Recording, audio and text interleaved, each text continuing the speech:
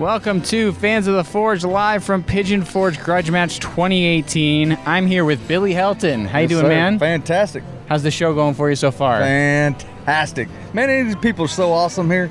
I mean, everybody's so cool, all the fans. Absolutely. And big thanks to Robbie for putting this whole thing on and organizing it. And Bowman is the best. yeah, he's amazing. It's Yeah, absolutely amazing. he is. So we're going to go right into Season 1, Episode 1 of Forged in Fire. 1-1. You were on that episode, and it was the Japanese Katana episode. Yeah. And you went on there. At the time, you had 9 years experience full-time. Yep. So how many years have you been doing it now? Well, I started in 2006. Okay. Got serious 2009 when I tested for Journeyman Smith, so I'm not a mathematician, but that's a few years. Yeah. So are you a journeyman now? I'm still German, yeah. Yeah, Fixing okay. test for master hopefully next year. Awesome. Yeah, I've been eligible for a long time, just making a living at it. It's hard to do test when you're trying to make $1 and pay your electric bill, you know? Sure, So- sure. So would that be at the next year's Blade show? Probably next year. I'll probably do it at Kansas City. Oh, okay. I may do it at Blade, just kind of depends on how everything falls. Yeah. You gotta really, it takes a lot, and you make 5, I'll make 5 to one good one, it'll Sure. pass, so it takes a while. So you went up against actually a Connecticut local, Matt Parkinson. Yep.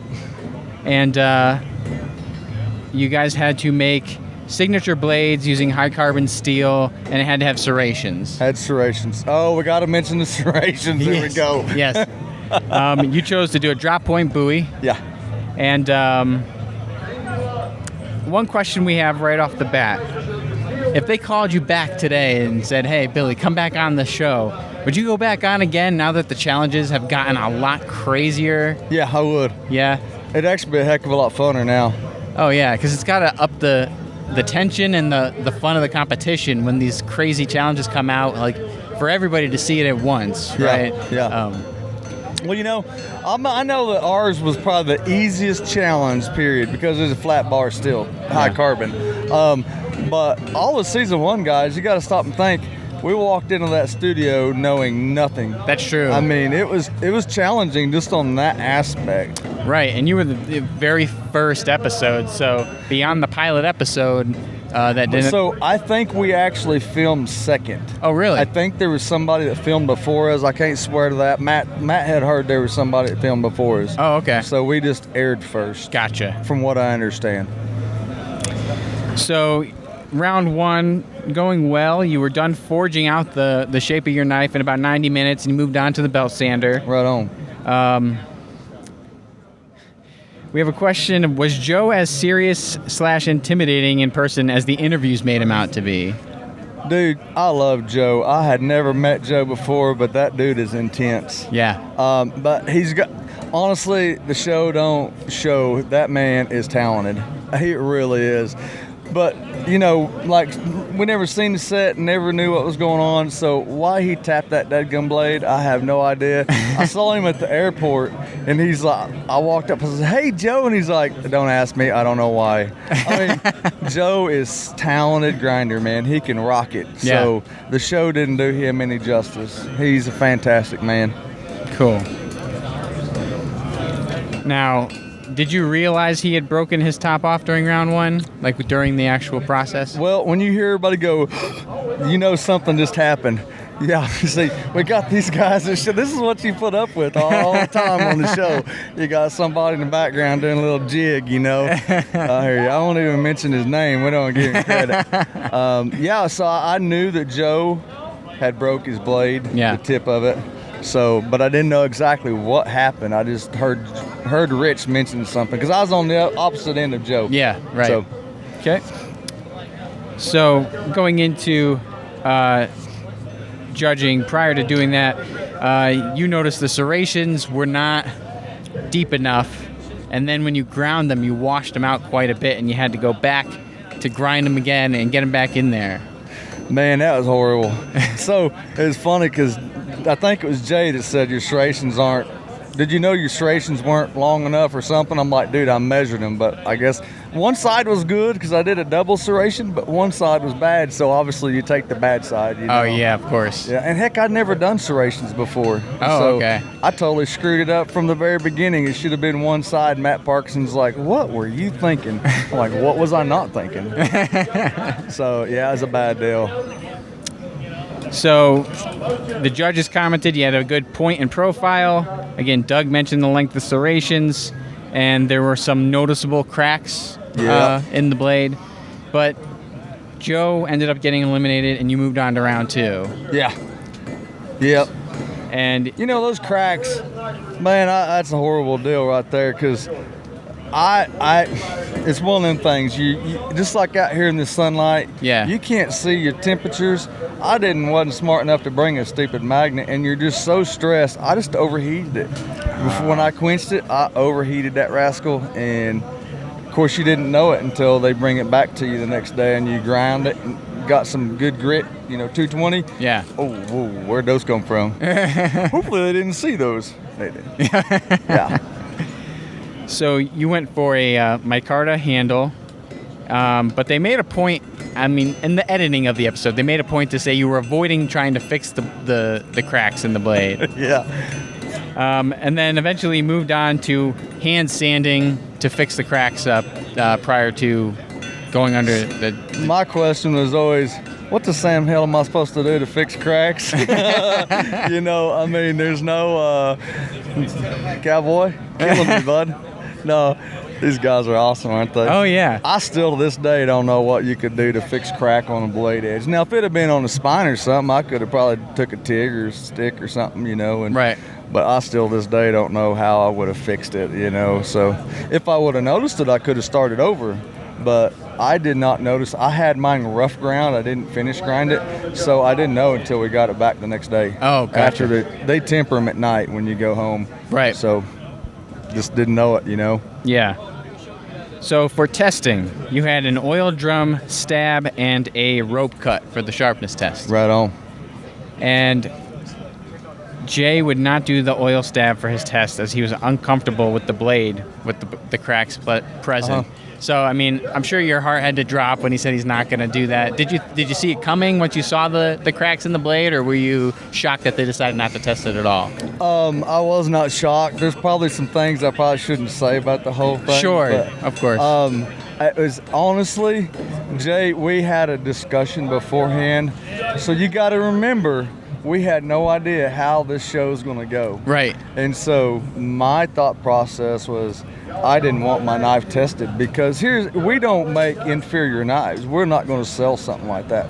So my thought process was like, I don't want that tested because I don't want my customers to think I would inferiorly put something like that out. So we had a big powwow, and that was just, we decided we wouldn't test it. The safety guy on set didn't feel like we should test it. Jay wanted to do it. Jay's a hoss, man. He'll do anything. He's like, let me do it. I'm like, Jay, I don't want my knife. I'd rather break it myself. And so we just decided we wasn't going to test. It was as much me as it was. Oh, okay. Jay wanted to do it. Yeah. But that's just how it works out. For safety, nowadays, dude, they would have broke that thing like crazy. But the safety guys were like, I don't know. Yeah, especially starting off. And they didn't know what they were doing yet either at that point. It was all new to everybody. It was. So, and, if it would have been a twist or a jerk, they wouldn't have done it. But Jay's like, it's not going to break. It just straight on. Jay's a cool dude. Yeah, he seems like it. We've chatted briefly online. Eventually, we're looking to get him on to do an interview with us at some point. He's good. Jay Nielsen, we're looking at you. Come on, Jay, do it, buddy. So, again, this was the first episode. How did you find out about the competition? So, I got an email, right? And I thought this is a scam. Ain't no way. So my buddy Phil Evans, he was on episode 3. Yeah. And he called me up and he said, man, I just did an interview with Forged in Fire, and I think I'm gonna get to go on a show. I said, holy crap, hope I got that email. And I went looking back through it, I erased it and completely deleted it. So I had to call Phil. I said, hey Phil, will you send me that email? And so that's actually, I would have never even pursued it. I thought it was a joke. Oh, wow. And so Phil Evans kicked me back onto it. And so, Awesome, yeah. man. Well, we're glad you got to go back on there. Me too. I hope I get to go again one of these days if y'all was watching. Full Yeah. of fire, yeah. We have another question actually about Matt Parkinson. All right. He ended up making it to the finals, and he Yeah. made the Katana. And that was when they were getting their footing for the testing for that sort of thing. So they actually did the bullet test. Right on. Have you ever done a bullet test on any of your blades? Well, I don't have a frame-by-frame camera, so no, I couldn't see it if I did. We've actually shot blades before, but you never know what happens. Oh, yeah. You know, I mean, we actually put one right at the barrel and shot, and we couldn't find any damage. We don't know if we hit it or not. So I actually tried that one time. So that was a cool test, though, wasn't it? It was frame pretty by frame. neat. Yeah. And Yeah. Will Willis is a crazy shot to be able to do that. Like, he does He's- all those tests now. Will's a bad dude, man. He's awesome. Yeah, he's Yeah. cool. He's really cool. So one of the guys come back. I actually made Will Willis's best friend. He was at their wedding. He was the best man, and he had bought a knife from me. And so one of my buddies come back from the show. He's like, "Hey man, I heard about this knife that Will got to hold at the wedding." And I was like, "Man, that's kind of cool. Will got to hold one of my knives." Oh, you know? that's awesome. Yeah, Will sent me a message. He's just a cool dude. Yeah, absolutely. That's cool. So we're going to have a couple quick lightning round type questions. Okay. Simple answers, and then we'll be good to Hey, go. can I say something about Rich? Of course. That dude is awesome too. Oh, yeah. Man, Matt, Rich, and Joe, just being around the caliber of guys those are, and just Rich is just, I mean, he's always, one thing about Rich, you can go on his website and he's always promoting other people. He's a very humble man. And Matt, but everybody's just so freaking humble on that show, you know? And so Rich is a cool dude too. Hope you get to do an interview with him someday. Yeah, we would love to. We'd Yeah. definitely love Yeah. to. All right, let's move on to the lightning round. So first things first, what's your preferred blade to make? What style do you like? Hunter, drop point Hunter. I love drop point. Got it. Stainless or no stainless? None. Negative Ghost Rider.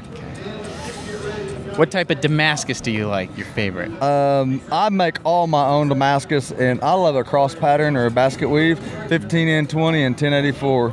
You know, Kelly Couple, he's awesome supplying that stuff to us. Oh, so, cool. Yeah, he's a good guy.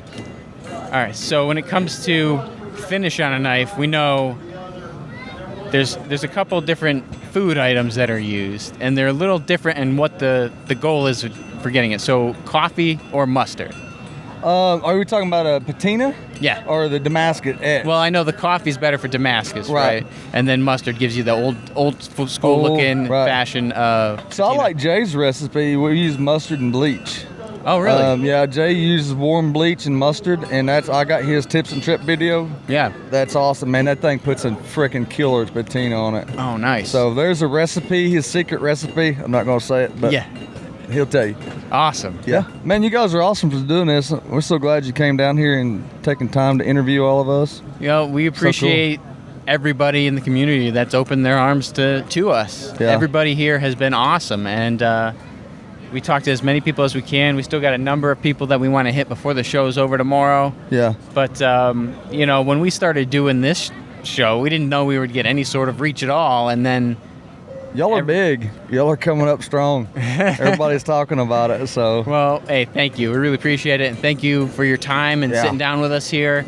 And follow him on Instagram or Facebook and check him out, Helton Knives. Helton Knives. And thanks again. Thank you, guys. Appreciate y'all coming.